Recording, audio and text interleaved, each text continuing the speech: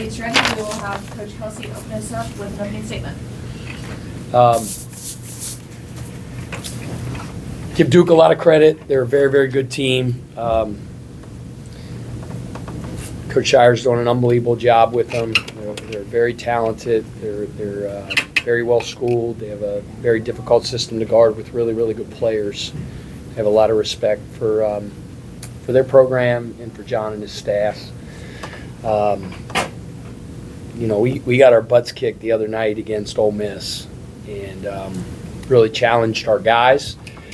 The last several days, we focus and harp on and emphasize the daily process, right? The next thing being the most important thing, and clean some stuff up from the Ole Miss game. We had a couple really good days of preparation. We just weren't able to practice a lot going into the Ole Miss game. We hadn't really had an actual practice since we left for the Bahamas because we came back, had a pretty short turnaround.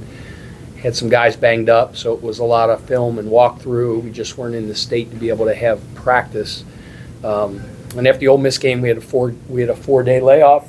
We were able to go back to like our core principles and have true preseason practices. First two, we weren't even focusing on our next opponent. It was just on us.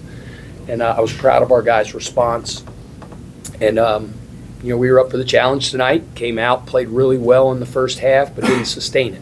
In the second half, in the first half, we held them to 36% from the field and 27 from three, and then it was 55% in the second half. Even at the 8-minute media, I think it's a 6-point game at the 8-minute media. We're right there. We just need to get a couple stops and knock down a couple big shots. Weren't able to get stops. Had some open looks and didn't knock down. You give Duke credit. They stepped up in a crucial part of the game and got some stops and made some really, really big shots. Disappointing how the second half went. Got a quick turnaround getting ready for a good UTEP team on Wednesday. And got to turn the page and go back to work tomorrow, clean this one up, and start preparing for the next one. Both questions, start with Ken.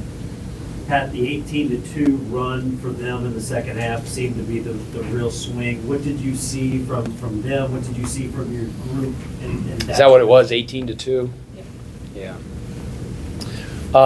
Again, you always have to give your opponent credit, in that part of the game. They really start getting it going, banged a couple big shots. We tried to sort of stop the momentum, called a timeout. Got a pretty good look out of the timeout, didn't go down, and it just got away from us from there. So,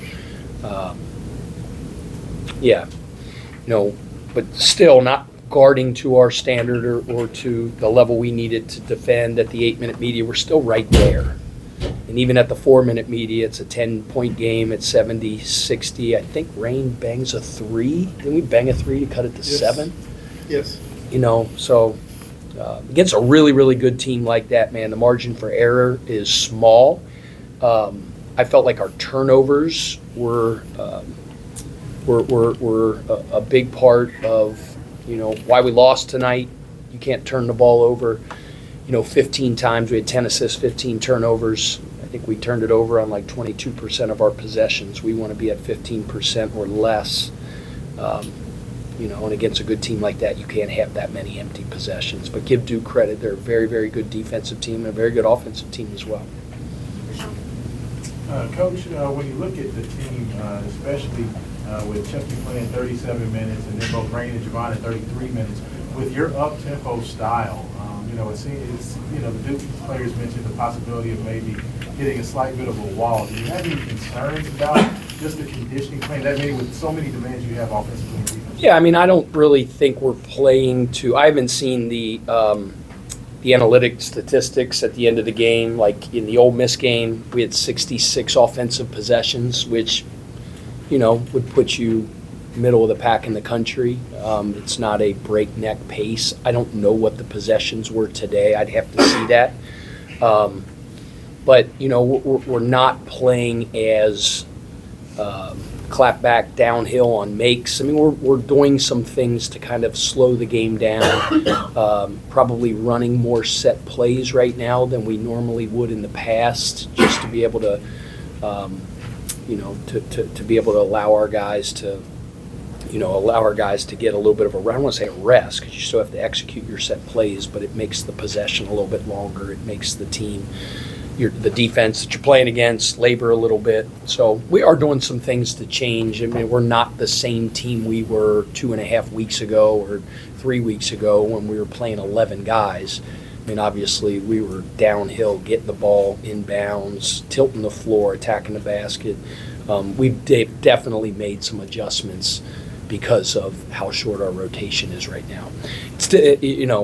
I never, ever, ever make any excuses or give any explanations. It is what it is. The difficult thing has been, practice. It's hard to practice. You can't really play traditional 5-on-5.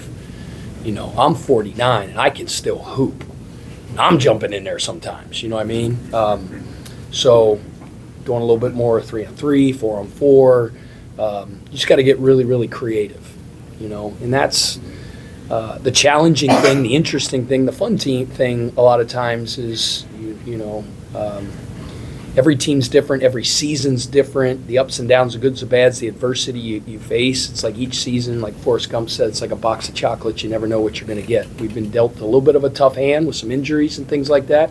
We're making some adjustments on the fly and trying to figure out our new identity. I think our guys played their butts off. We didn't guard to our standard in the second half, and I'm sure as heck not going to sit up here and say it's because we were tired. We got to be better. All right?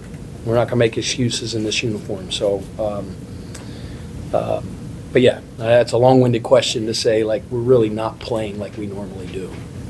And Taylor. Pat, it's fan base. They've kind of been waiting to explode for a moment. They go on the Tennessee games. They came out and hit you and took the wind out of the air out of the building here. When Rain hits that three and it's 10-3 and Terrence hits one is 30-16 and the place just explodes, what does that feel like? I mean, we got the best fan base in the country. I don't care what anybody else says. Like, I've felt it, I've lived it, breathed it, felt it from the moment I was named the head coach here. I told you, I'm from a town right up the road, 90 miles from here, and, they talk about a lot of other things in that town. They talk about the Bengals, they talk about the Reds, they talk about this, they talk about this.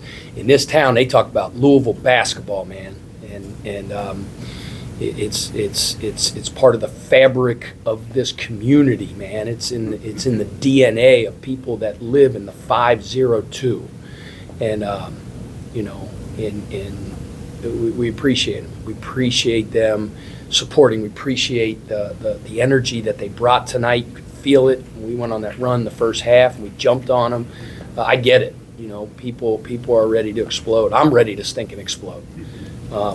They were a big part of the momentum. We told our guys, man, put game pressure on Duke, and we're going to get an eighth man.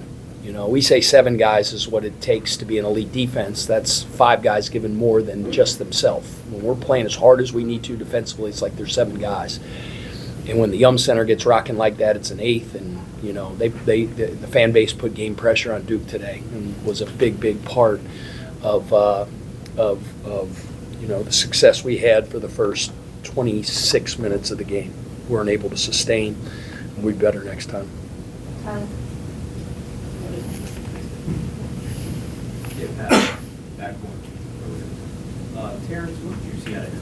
Yeah, I thought Terrence gave us a great lift, a great boost to start the games, making shots, played really well offensively, gave us a great burst. Like everybody else, we needed to do a better job of making good decisions, simple decisions, making the easiest play and limited turnovers. But I thought Terrence gave us an unbelievable spark offensively and really got us going. Tim. I'm not sure if the transfer portal reopens anytime soon, but is there any option that you have to add players at this point? I mean, I don't take everything's on the table. I don't sleep figuring out what buttons to push to get this team to be the best that they can be. So, I mean, we'll scour every inch of the earth to figure out how we can improve our team, and whether that happens or not, I have no idea. But I'm willing to try anything. What my major focus is on these young men on our roster, pouring into them every single day. We're going to have an unbelievable day of preparation tomorrow, coming off a game where guys played a lot of minutes, so it won't be from a physical standpoint. We'll have a really good practice on Tuesday. We got to be ready for a very well-coached and a talented UTEP team on Wednesday. That sometimes if you take a guy out of the starting lineup and have him come off the bench, might lose them just mentally. They might kind of check out for a moment. Pat's not that way. Pat's not that way. There was no big reason. We're just trying to figure out what buttons to push to get our team going. And media, fans, other people are way more put way more importance and emphasis on starting lineup than I do. It's like James Scott had started every single game, since the Bahamas when Kaysen got hurt. So James went in the starting lineup, and then James is one of the most accountable players I ever coached, and he was like 6 seconds late for a walkthrough. 6 seconds. It's fine. Okay, you're in the starting lineup. You're out. So I just don't make a big deal about it. Just thought maybe trying something different. Fat was unbelievable the last 2 days when he looked up on Team 1 and saw he wasn't on there. Didn't pout, didn't hang his head, went back to work, and he did what I expected him to do. Lights came on, he was ready to play, and he played really well for us. How tough does he make your team, though, when he has this kind of, certainly I'm not expecting 20 points a game, but, when he has this. Yeah, you look at the back of his bubblegum card. he's a very accomplished player and has put up big numbers and has won a lot of games, and we expect him to play like a big-time player, and we need him to.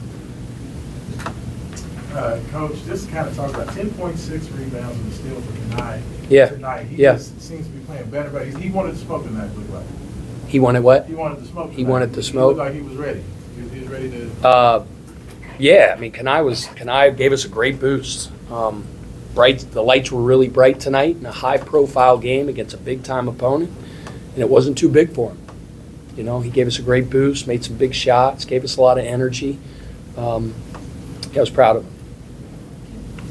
Pat, you mentioned the turnovers, I think in your opening statement. They scored 20 points off of those turnovers. Just how much was that killing? Yeah, that's big. Turnovers in any sport, no matter if it's football, if it's basketball, or it's errors in baseball, you can't beat really good teams if your turnover percentage is too high. Basketball is an imperfect game. You're never going to play a perfect game with no turnovers, but we got to play cleaner than we did tonight against a really, really good opponent. In the first half, you guys were able to spread your points over 6 players and limit Duke to just 4 scoring players. Do you credit that to your offense or your defense? That's a great question. We're a balanced team. We're a balanced scoring team. We were built that way. It's been that way ever since this team came together, and we played for the first time in exhibition games in the Bahamas back in July. We don't have the type of roster where it's like we have one guy that does the majority of our scoring. You got to circle him on the scouting report, take that guy away. We've got a lot of guys that can hurt you in a lot of different ways, and they have big nights. We had a bunch of different guys have 20-plus points already to this point this year. And then, from Duke's standpoint, they're very deep as well. They're like Noah's Ark. They got 2 of everything. They're deep, they're skilled, they're physical, well coached. You got to be on it in your defensive system to be able to defend it. We were for 20 minutes, 25 minutes, but we didn't prolong that.